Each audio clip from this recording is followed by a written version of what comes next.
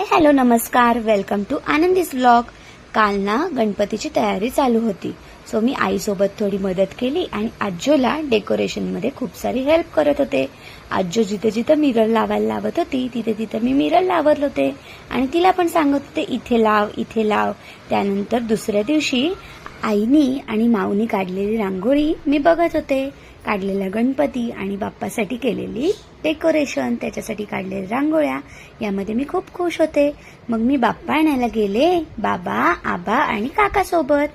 तिथे जाऊन मी खूप सारे गणपती बाप्पा पाहिले आणि सगळे करतात तशी पूजा मी पण करायला लागले. पण काकांनी आधीच त्यांना गणपती बाप्पांचं तोंड झाकून टाकलं. मग मी सॅड झाले, पण मी माझी इच्छा घरी आल्यावर पूर्ण केली. बाप्पाची पूर्णपणे तयारी केली आणि बाप्पाचं औक्षण पण केलं. आई आणि आज्जो कसे औक्षण करतात हे पाहिलं आणि मला पण बाप्पाचं तसंच औक्षण करायचं होतं.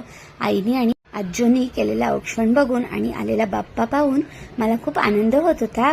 मी बाप्पाच्या डोक्यावर फुलं पण वाहिली आणि आईने सांगितल्याप्रमाणे टिक्का लावला. त्याच्या दिवाने औक्षण केलं आणि सुपारी पण ओवाळली. पण मला समजतच नव्हतं जय बाप्पाचं तोंड का झाकलंय. मग घरी आल्यावरती त्याला देवबाप्पाच्या जागेवर ठेवलं आणि मग त्याचं तोंड उघडलं. माझा बाप्पा किती गोगोड दिसतोय.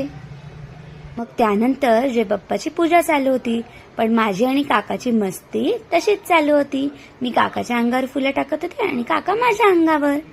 पूजा झाल्यावर मी आईसोबत बसून मोदक केले, माझ्या गणुरायाचे गोगोडवाले उकडीचे मोदक.